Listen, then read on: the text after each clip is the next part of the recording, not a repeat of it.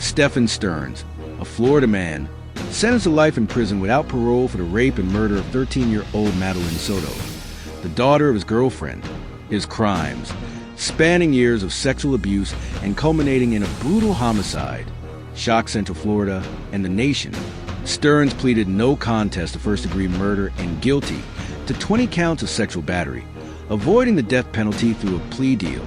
In this documentary, we dive deep into the chilling details of his crimes through the lens of psychology and psychoanalysis, unraveling the mind of a monster and the forces that drove him to commit such heinous acts. Why focus on Stephan Sterns? Because his crimes aren't just horrifying, they're a psychological puzzle that demands unraveling. His methodical abuse of Madeline Soto, a vulnerable child in his care, and the cold, calculated way he ended her life reveal a mind twisted by dark impulses. Picture this: a man entrusted to protect a young girl, instead preying on her for years, recording his depravity, then strangling her and dumping her body like garbage in a wooded lot. The brutality is stomach-churning. Over 1,500 images and videos of abuse found on his phone, some dating back to when Madeline was just 11. He reset his phone to hide his tracks, but the evidence screamed louder than his silence. This isn't just a crime story. It's a descent into a psyche so warped it leaves you questioning what makes someone human or inhuman. Let's start at the beginning, because monsters like Stephan Sterns aren't born, they're shaped. We don't have a full biography of Sterns' childhood, but what we do know paints a picture of a man whose inner world was a ticking time bomb. Psychologically speaking, predators like Sterns often emerge from environments where boundaries are blurred, emotions are suppressed, or trauma festers. Maybe he grew up in a home where affection was scarce, or maybe he was exposed to deviant behaviors early on. There's a hint of this in a chilling ex-post where a childhood friend recalled Sterns' bizarre habits, like keeping a semen in a bottle or peeping on a friend's mother. That's not normal kid stuff. It's a red flag of deviant sexual fixation, possibly rooted in unresolved trauma or a warped sense of control. From a psychoanalytic perspective, Sterns might have been wrestling with what Freud called the ID, that primal, instinct-driven part of the psyche that craves instant gratification, no matter the cost. If his superego, the moral compass, was underdeveloped, perhaps due to inconsistent parenting or a lack of ethical grounding, his impulses ran unchecked.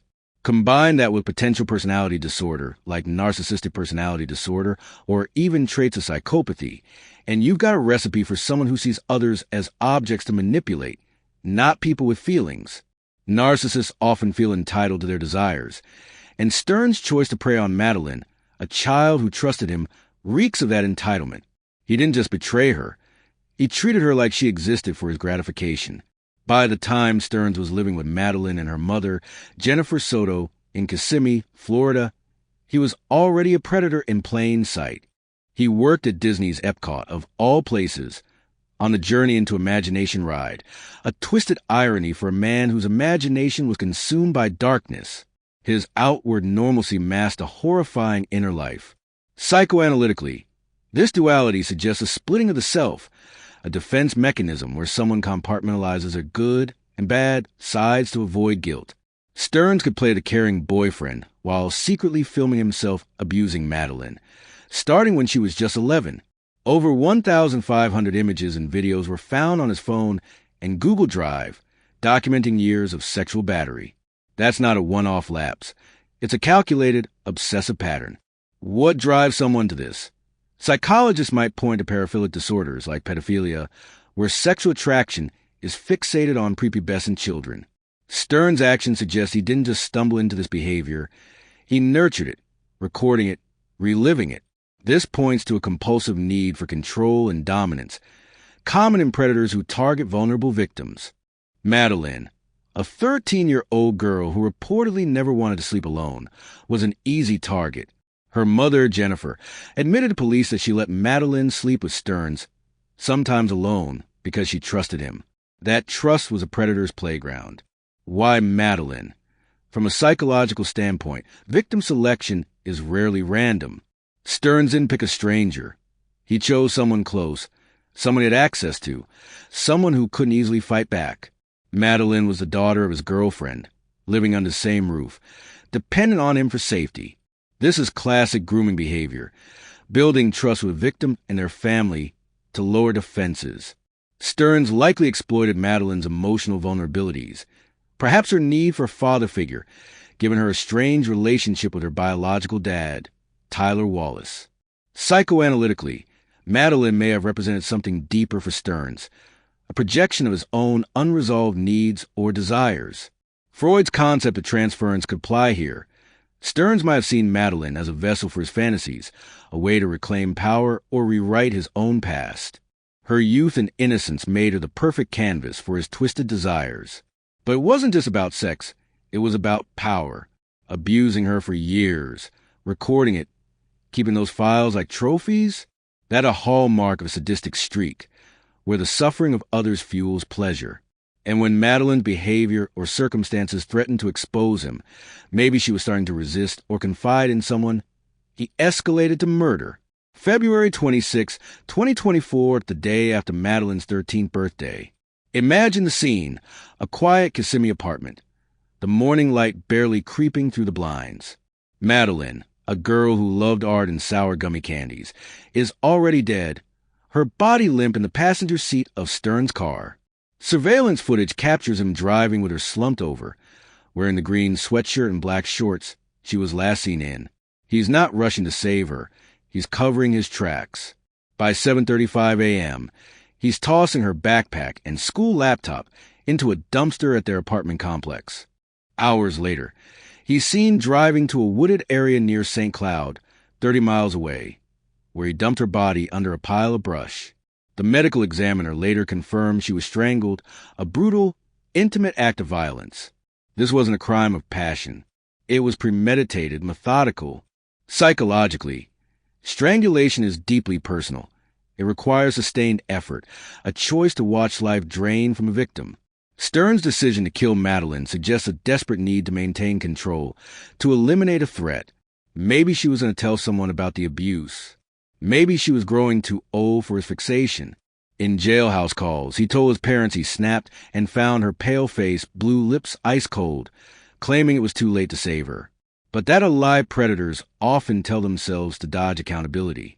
The evidence, her body in his car, the dumpster, the factory reset his phone, screams intent. So what's going on in Sterns' head? Let's break it down. He likely fits the profile of a sexual sadist with pedophilic tendencies, possibly compounded by narcissistic or psychopathic traits. Sexual sadism involves deriving pleasure from inflicting pain or humiliation, and Sterns' years of abuse, followed by murder, align with this. Psychopaths, on the other hand, lack empathy, manipulate others, and feel no remorse. Sterns' ability to live a double life, Disney employee by day, predator by night, suggests a chilling lack of empathy. His jailhouse calls, where he complains about jail conditions and never outright admits guilt, hint at this. He even told his parents, "I didn't start it," as if deflecting blame. Then there's the possibility of a dissociative disorder. Dissociation can let someone like Sterns detach from their actions, treating their crimes like they're happening to someone else. When he said he snapped, he might have been describing a dissociative break, a moment where his carefully constructed facade crumbled under pressure. But don't be fooled. This doesn't excuse him. It just explains the mental gymnastics that let him justify his horrors. The crime scene tells a story of cold efficiency. Madeline's body, found March 1st, 2024, in a wooded area near Hickory Tree Road, was hidden under brush, a final act of dehumanization. Police reports describe her as discarded, a word that cuts deep. Surveillance footage from that morning shows Sterns making multiple trips to dispose of evidence.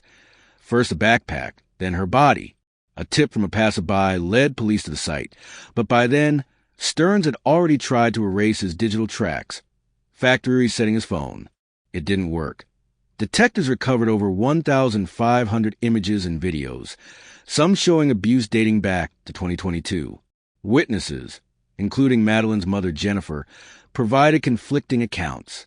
Jennifer told police she saw Madeline getting dressed for school at 8 a.m., but investigators believe she was already dead by then.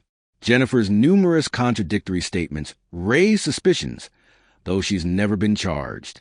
In a supplemental report, she admitted letting Madeline sleep with Sterns, even joking about an electra complex, a Freudian term for a daughter's attachment to her father figure. That's not just naive.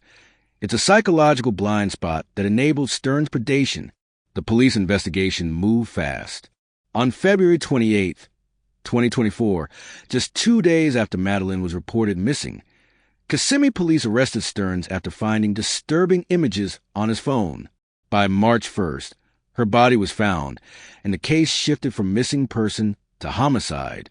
The Orange County Sheriff's Office and Kissimmee police worked together, piecing together surveillance footage, phone data, and physical evidence. A Fitbit warrant and covert car surveillance added to the case, showing Sterns' movements the morning of the murder. Media coverage exploded, with outlets like WESH, CBS Miami, and Court TV diving into the grisly details. A Florida man sentenced to life for rape, murder of girlfriend's daughter, blared CBS Miami. Court TV's Vinnie Politan analyzed Sterns' behavior, questioning Jennifer's role and the chilling normalcy of Sterns' life. Social media, especially X, amplified the outrage, with users like Coffin Daffer BI calling Sterns a sicko and speculating about Jennifer's complicity. The public's horror was palpable. How could someone so close to Madeline betray her so completely? Sterns' arrest wasn't dramatic. He didn't run or fight. He invoked his right to an attorney and clammed up, a classic move for someone trying to control the narrative. Charged with 60 counts, including sexual battery and possession of child sexual abuse material, he faced a potential death penalty. But on July 21st, 2025, the day before his sexual battery trial, Sterns took a plea deal. He pleaded no contest to first-degree murder and guilty to 20 sex crimes, securing life without parole instead of death. In court, he offered a hollow apology. "I prayed to God countless times to trade places with her." Judge Keith Carson wasn't buying it, sentencing him to 21 concurrent life sentences.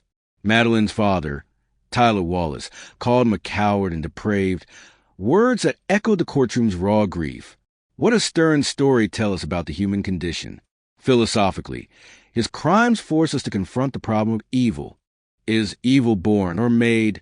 Sterns' actions suggest a man who chose to indulge his darkest impulses, unchecked by morality or empathy. From an existentialist perspective, he embodies the absurd, a life devoid of meaning, where he sought purpose through domination and destruction. His refusal to fully own his guilt, even in jailhouse calls, points to what philosopher Hannah Arendt called the banality of evil, ordinary people committing atrocities because they fail to reflect on their actions.